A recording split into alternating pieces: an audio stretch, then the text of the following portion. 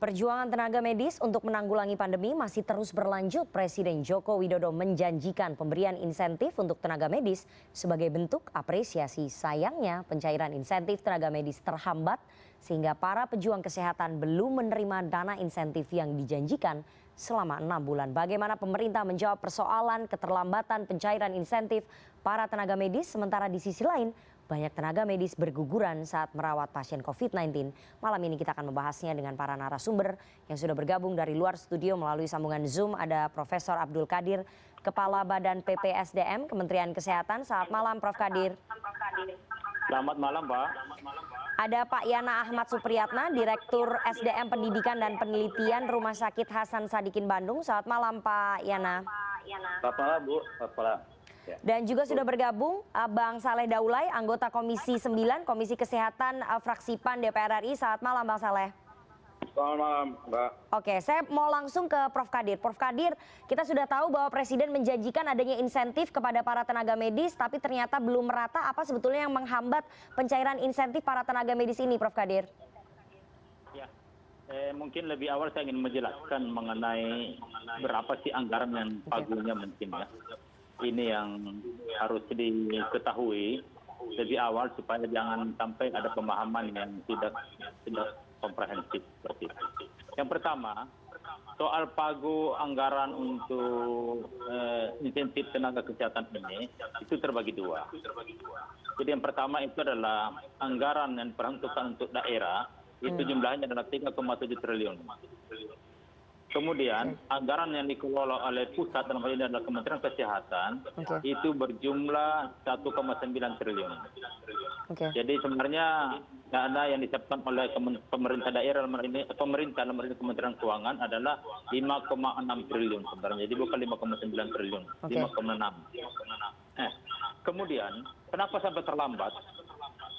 Sebenarnya di Kementerian Kesehatan itu kita justru sudah mengantisipasi dengan mengeluarkan dan menyusun Permenkes 278 dengan pedomannya. Sebelum itu mulai dari bulan Juni kita persiapkan, bukan bulan Juni, bulan Maret kita persiapkan. Tetapi DIPA-nya ini baru turun pada tanggal 23 Mei 2020, satu hari sebelum Lebaran. Karena usulan anggaran yang kita ajukan ke Kementerian Keuangan itu mengalami pembahasan berkali-kali. Jadi dibahas, ditolak, akhirnya nanti tanggal 23 Mei sore baru keluar DIPA-nya. Satu hari sebelum Lebaran gitu. Ya, itu jadi dari situ saja bisa dilihat bahwa keterlambatan itu bukan di Kementerian Kesehatan. Tapi di Kementerian Keuangan sebenarnya yang prosesnya terlambat. Oke, selain keterlambatan DIPA yang tadi Anda sebutkan, keterlambatan pencairan yang tadi Anda sebutkan bahwa ini persoalannya bukan di Kementerian Kesehatan tapi di Kementerian Keuangan. Kalau kita lihat beberapa statement yang dikeluarkan oleh Kementerian Keuangan, mereka mengatakan bahwa ini menjadi tanggung jawab dari Kementerian Kesehatan, Prof. Qadir. Karena datanya, verifikasi datanya itu belum lengkap begitu. Bagaimana penjelasan dari Kemenkes?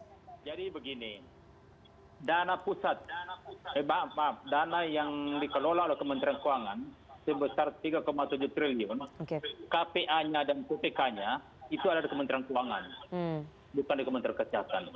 Dan dana ini akan disalurkan ke daerah, kabupaten, dan provinsi melalui dana transfer daerah, melalui on-top untuk masuk ke dalam dana BOK dan masuk di dalam DIPA daerah masing-masing.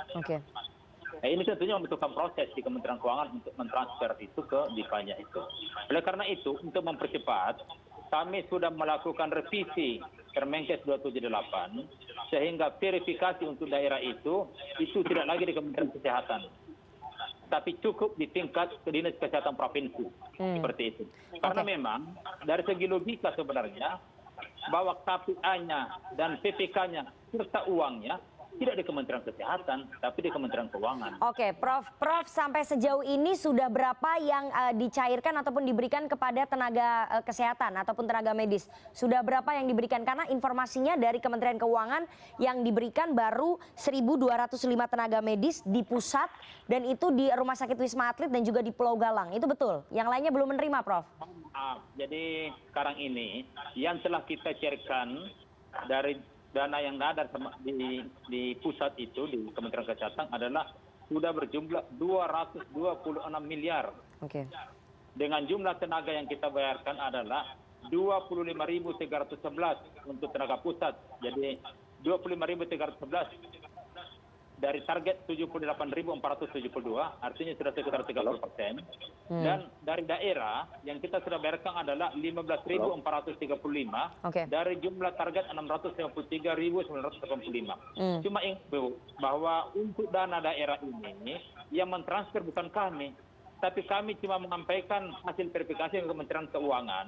Kemudian Kementerian Keuangan berproses minimal 1 minggu untuk bisa melakukan transfer daerah ke daerah masing-masing. Karena itu kami melihat karena ini keterlambatan, tidak ada seperti, maka kami memotong saja, tidak perlu Kementerian Kesehatan, langsung saja dan Kesehatan yang verifikasi supaya Kementerian Keuangan langsung berhubungan dengan Kesehatan. Oke, saya mau ke Bang Saleh. Bang Saleh, sebagai mitra kerja dari Kementerian Kesehatan, tadi Prof. Kadir dari Kemenkes sudah mengatakan bahwa ini keterlambatan DIPA bukan menjadi tanggung jawab dari Kemenkes, tapi tanggung jawab dari Kementerian Keuangan, dan yang sudah ditransfer sudah 30%, tapi tetap saja ini belum merata. Dari DPR melihat bahwa keterlambatan pencairan insentif ini karena memang miskoordinasi antar kementerian atau miskoordinasi antara pemerintah pusat dengan pemerintah daerah, Bang Saleh?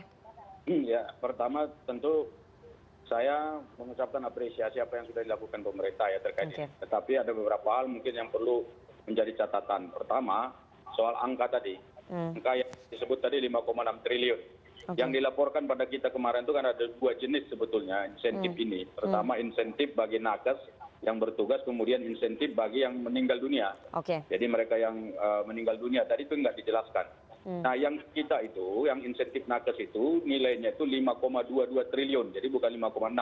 Saya masih punya datanya dan saya barusan cek nih sebelum live ini untuk memastikan. Itu pertama. Kemudian yang kedua, untuk yang santunan kematian itu mencapai 300 miliar ya, dan itu juga kan belum ada penjelasan berapa sebetulnya yang sudah disampaikan kepada keluarga korban yang sudah meninggal ya. Artinya para tenaga medis kita yang korban dan keluarganya atau ahli warisnya berapa yang diberikan pemerintah belum jelas. Kemudian yang berikut yang kedua, soal mengapa sampai sejauh ini masih banyak yang belum disalurkan. Jadi menurut saya sangat tidak etis misalnya kalau pemerintah saling lempar tanggung jawab di sini.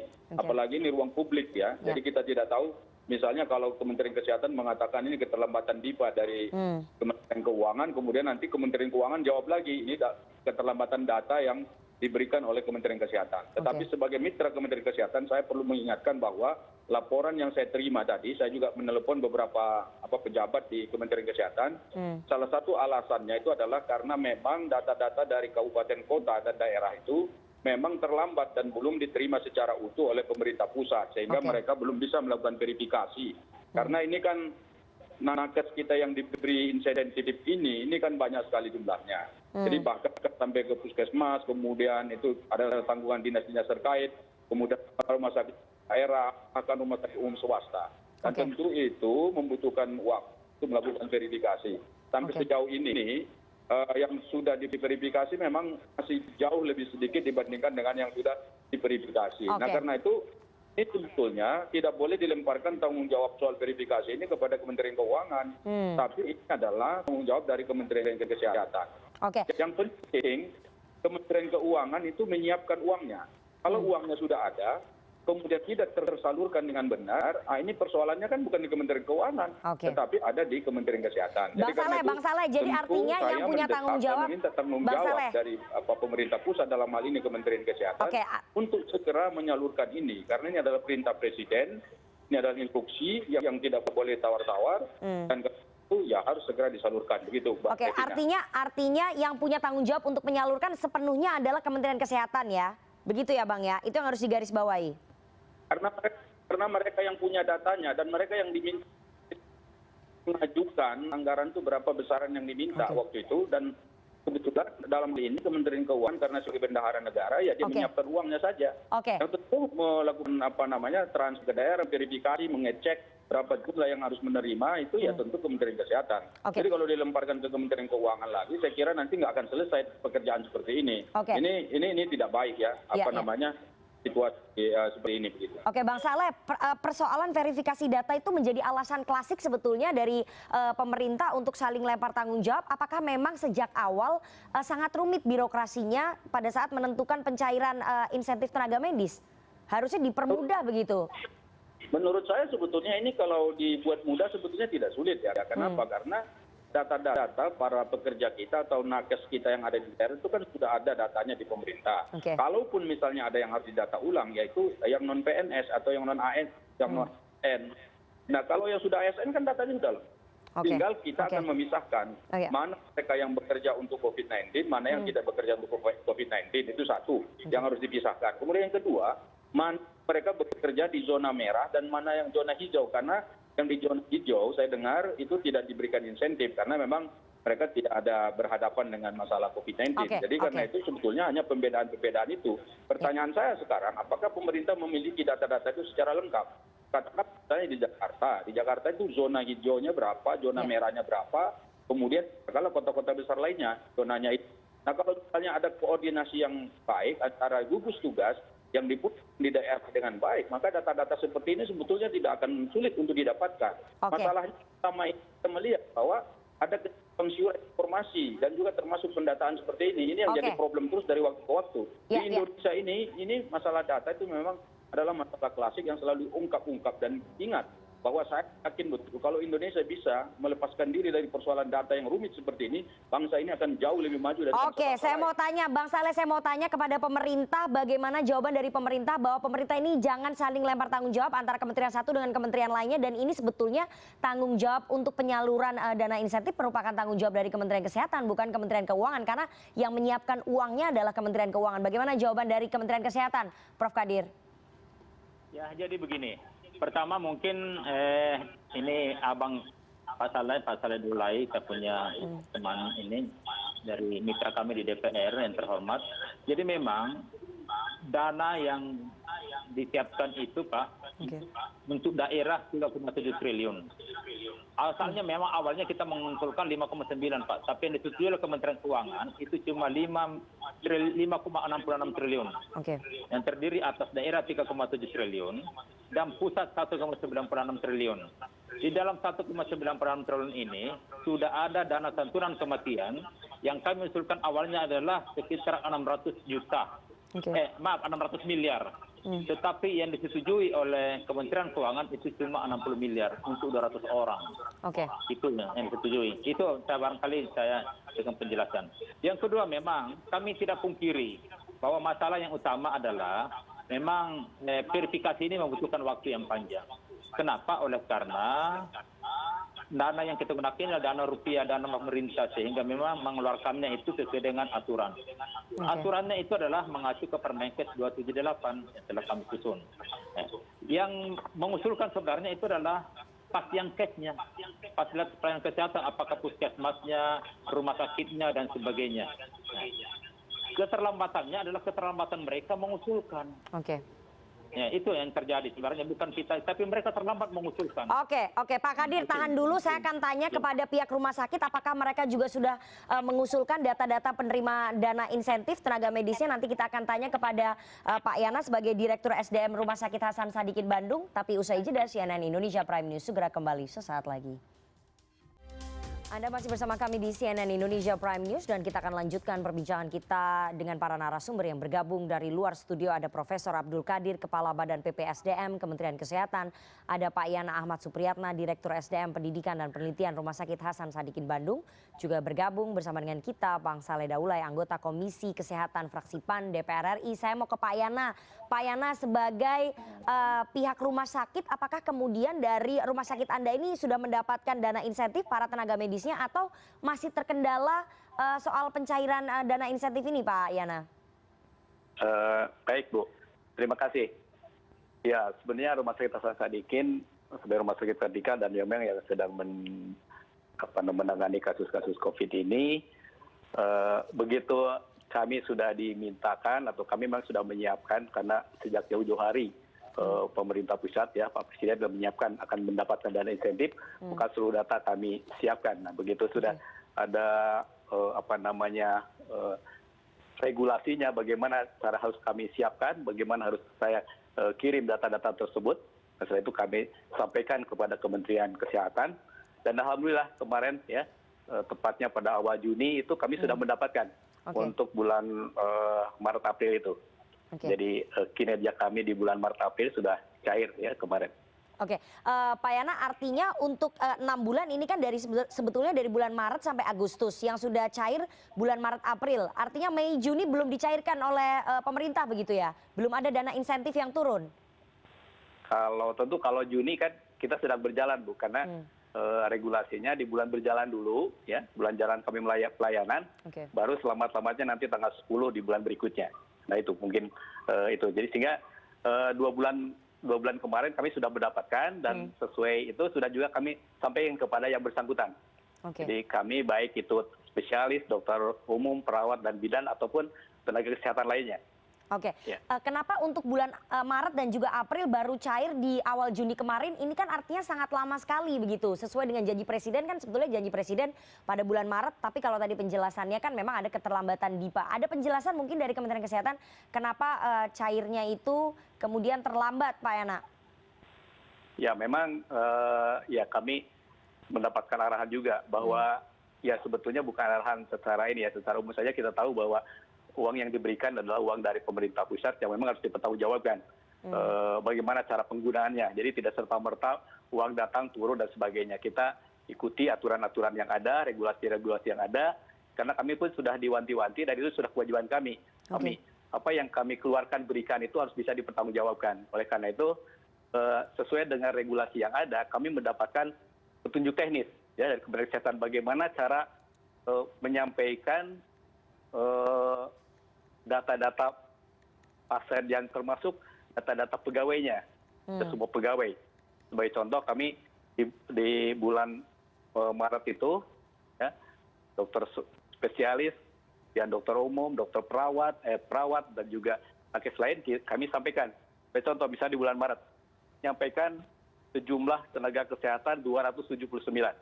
Ya, itu sudah memenuhi apa yang diminta dari kriteria. Karena ada kriteria. Dan memang di kami pun harus membentuk verifikasi internal. Nah, jadi tidak serta-merta begitu saja data itu kami sampaikan. Jadi ada verifikasi di internal. Memang ini membutuhkan suatu proses. Ya. Oke, Pak Yana, memang demikian. Jadi proses ini perlu kami ikuti gitu, Bu. Jadi ini salah satu tahapan dari bagaimana proses itu bisa dicairkan. Nah itu mungkin. Pak Yana, maaf, dari manajemen rumah sakit merasa tidak sih sebetulnya proses untuk verifikasi dan pengumpulan data ini memang cukup rumit begitu sehingga birokrasinya agak panjang dan juga lama serta membutuhkan waktu begitu, Pak Yana? Ya sebetulnya mungkin tergantung, tapi kami alhamdulillah lah ya, karena memang dari sejak sampaikan kemudian kami mendapatkan bagaimana juknis yang ada, nah, kemudian itu kami tempuh. Ya memang kalau ya melihat kan perlu ada data dukung yang membuktikan bahwa memang dia itu bekerja di unit tersebut, ya misalnya di IGD, di ruang isolasi, di ruang yang ICU dan sebagainya. Ini harus ada verifikasi internal gitu. Masalah mengasih gitu kan. Kemudian bagaimana surat tugas yang diberikan oleh kami ini semuanya mesti cocok. Ya gitu kan, jangan sampai salah mengirimkan. Nah, begitu mungkin memang ini membutuhkan waktu ya supaya tidak salah dalam rangka kecermatan gitu. Pak Yana, Pak Yana, ini kan pencairan dana insentif ini kan terlambat ya ataupun terhambat. Ini mempengaruhi psikologis para tenaga medis karena yang kami dengar mereka sempat khawatir, sempat agak sedih begitu karena insentifnya ini tidak kunjung keluar kemarin-kemarin. Memang betul ya mempengaruhi psikologis tenaga medis dengan keterlambatan ini, Pak Yana? Iya, kalau ini kan kami sebagai manajemen dari rumah sakit sudah melihat itu, Kak. Karena memang secara ini kan sudah dibuka di media massa bahwa tenaga medis yang melayani dengan besaran sekian, itu kan suatu harapan. Nah, kami pun tentu saja di rumah sakit pun kami sudah memberikan dalam bentuk, selama ini kan para pegawai kami itu mendapatkan insentif kinerja juga, ya secara rutin. Ya. Apalagi kami ini begitu ada kasus COVID, ya maka tenaga kesehatan yang bekerja melayani COVID tentu kinerjanya dia lebih dituntut lagi ya, dibanding dengan tenaga kesehatan yang tidak melayani COVID. Di sini juga sudah ada perbedaan dari saran insentif kinerjanya ya dalam bentuk bahasa remunerasi. Ya paling tidak mereka juga di tingkat internal rumah sakit sudah mendapatkan penghargaan di pihak rumah sakit sendiri. Itu. Jadi memang harapan selalu ada ya, kapan dia bisa segera turun itu tentu kami mendengar itu dari para karyawan kami. Ya, saya mau tanya ke Pak Kadir. Prof Kadir, ini ada harapan dari para tenaga medis yang berjuang paling depan menangani pasien-pasien COVID agar insentif ini turun, dan kemarin mereka juga sempat khawatir begitu, menunggu berharap-harap cemas insentifnya turun meskipun terlambat. Bagaimana ini Kementerian Kesehatan menanggapinya?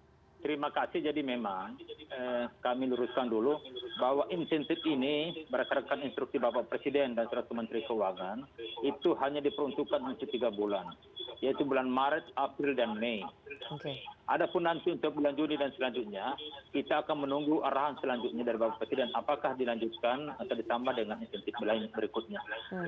Jadi ini memang anggaran disiapkan cuma untuk 3 bulan sebenarnya, sampai bulan Mei. Seperti itu.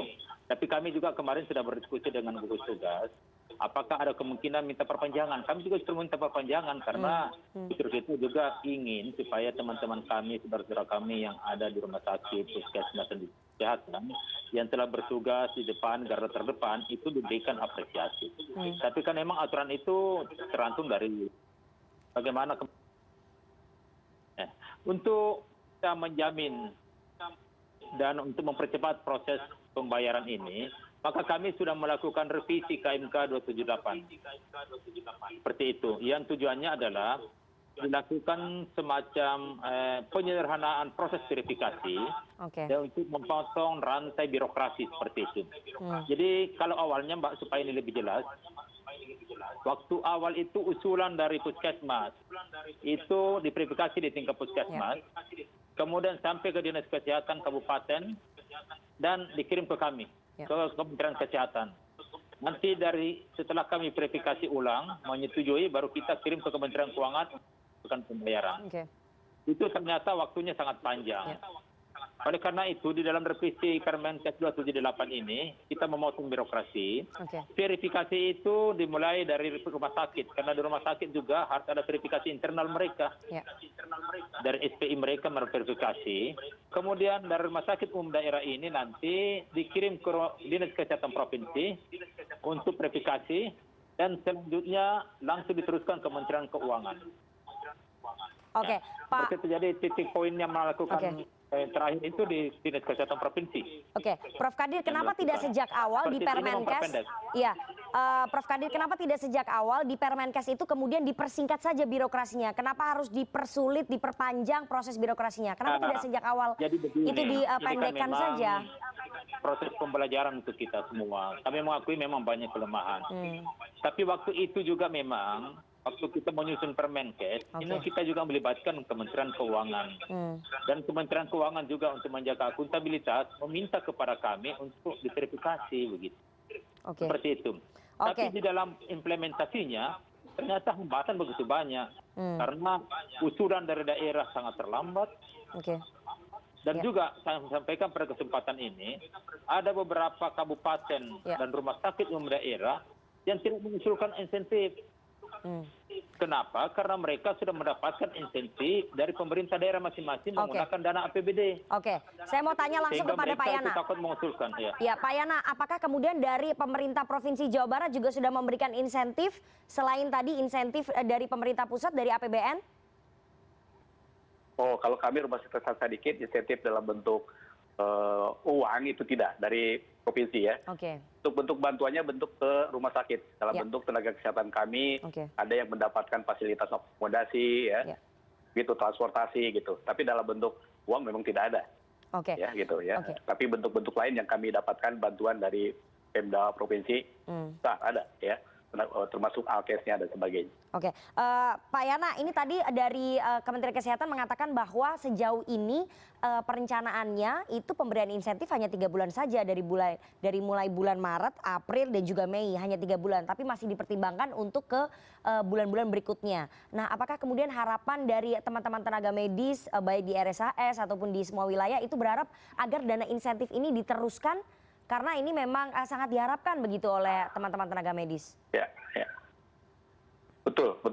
Tentu saja harapan para tenaga kesehatan kami itu demikian ya. Jadi tidak berhenti dulu, karena kasusnya walaupun sekarang khususnya di Jawa Barat menurun, ya tapi tetap ada. Dan kami tenaga kesehatan itu kita tetap waspada, apalagi dengan kemungkinan tadi adalah gelombang kedua itu tetap kami, walaupun sekarang sudah kami menjalani ya new normal gitu kan, tapi di satu sisi kami tetap menyiapkan seluruh tenaga kesehatan ini siap-siap ya. Jadi masih pelayanan masih berjalan untuk pasien-pasien COVID. Ya tentu saja kalau ini harapannya masih berlanjut, tentu ini sangat disyukuri oleh para tenaga kesehatan kami. Oke, nanti saya akan tanya kepada Komisi 9, meskipun sudah memasuki masa new normal dan juga PSBB transisi, harapan dari tenaga medis ini agar insentif tetap diteruskan dari pemerintah. Apakah kemudian DPR setuju? Kita akan tanya sesaat lagi usai jeda. CNN Indonesia Prime News segera kembali, jangan kemana-mana. Anda masih bersama kami di CNN Indonesia Prime News dan kita akan lanjutkan perbincangan kita dengan para narasumber yang bergabung dari luar studio. Saya akan langsung saja ke Bang Saleh. Bang Saleh, apakah kemudian DPR sepakat dengan tadi harapan teman-teman tenaga medis bahwa sebaiknya pemerintah memperpanjang proses pemberian dana insentif? Tapi di sisi lain pencairannya saja untuk bulan Mei ini kalau menurut tadi dari RSHS belum diberikan begitu, masih terhambat yang lain-lainnya begitu selain di pusat ini, bagaimana Bang? Ya, pertama tentu saya sangat kecewa ya bahwa insentif itu belum dibayarkan sampai sekarang. Karena tadi kan katanya Maret, April, Mei. Ini sekarang kan udah bulan Juni, bahkan ini udah di akhir Juni. Ya kan beberapa hari kita sudah memasuki Juli.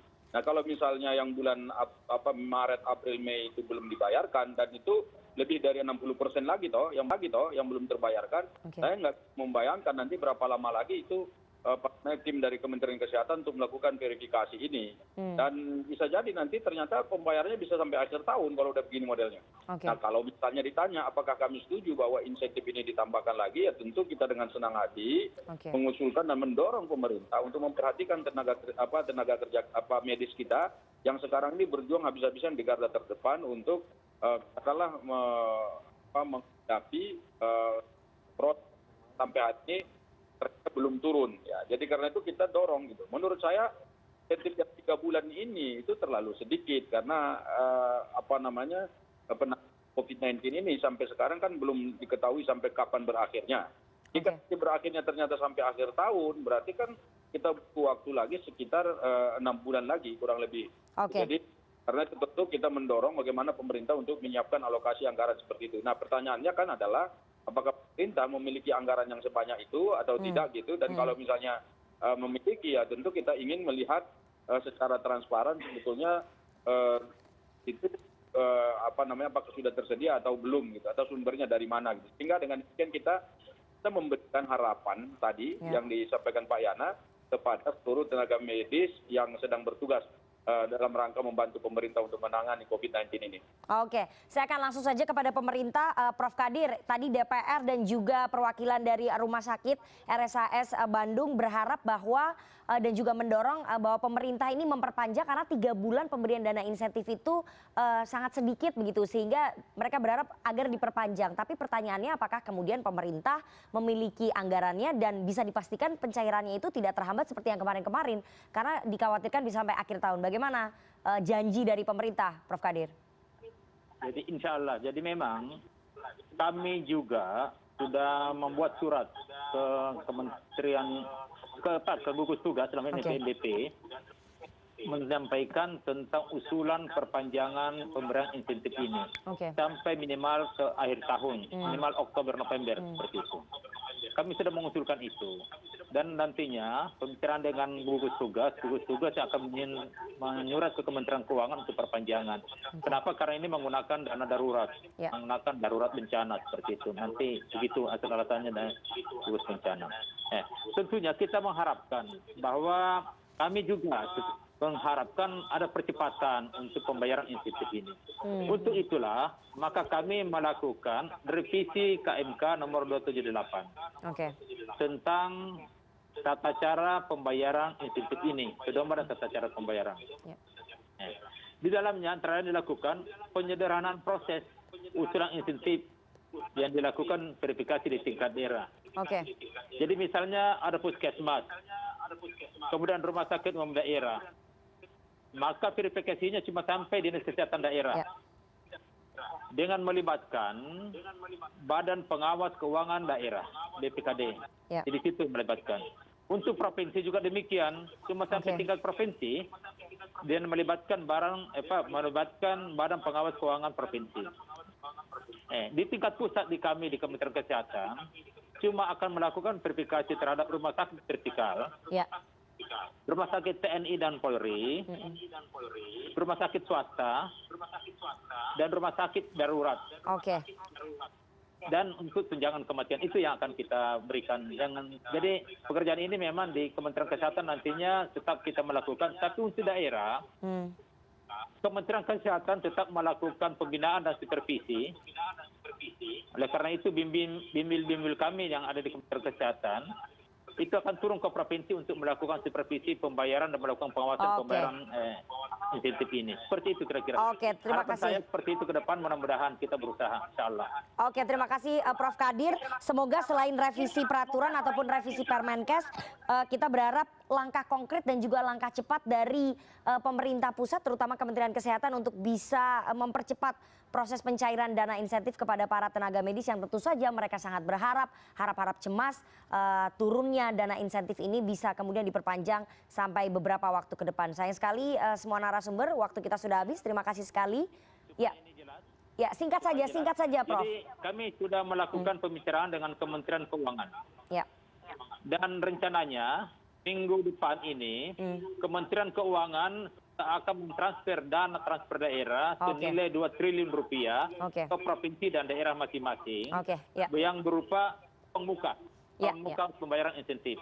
Oke, nanti kita tunggu saja. Jadi 3,7 triliun uang daerah ini, triliun akan ditransfer dalam bentuk uang muka 50% untuk daerah masing-masing. Oke, nanti kita tunggu saja nanti bagaimana kesaksian dari para tenaga medis di daerah, apakah mereka sudah menerima dana insentif seperti yang dijanjikan oleh pemerintah. Terima kasih sekali semua narasumber, Profesor Abdul Kadir, Kepala Badan PPSDM Kementerian Kesehatan, kemudian Pak Yana Ahmad Supriyatna, Direktur SDM Pendidikan dan Penelitian Rumah Sakit Hasan Sadikin Bandung, juga Bang Saleh Daulay, anggota Komisi 9 Fraksi PAN DPR RI. Terima kasih sekali waktunya kepada CNN Indonesia Prime News malam hari ini.